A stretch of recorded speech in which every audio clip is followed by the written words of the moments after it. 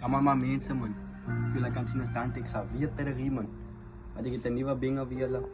Ik heb een story geschreven. Voor een light zijn naam met de Raiden. Raiden was een innocent lightie. Maar toen hij het zijn ze. Hij was niks meer isiaal dan niet. En hij deed zijn maas stukken gelust. Het lijst mooi en zeg mij wat denk je van die ene.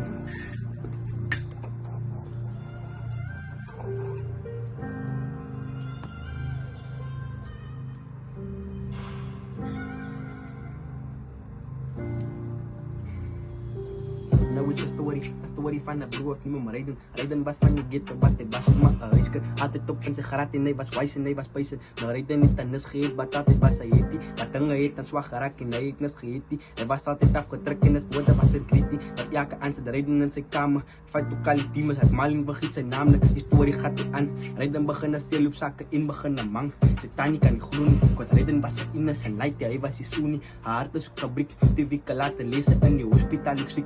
Ontvang ook kan in die stad Raiden was ook kan gestiek. Haar kan het die hou niet, en net als deze afgelaten woorden was aan Tony. En namen les als kok en vrouw, wie is aan de Tony. En Raiden zak in kaffers met pa, wat die van me hou niet.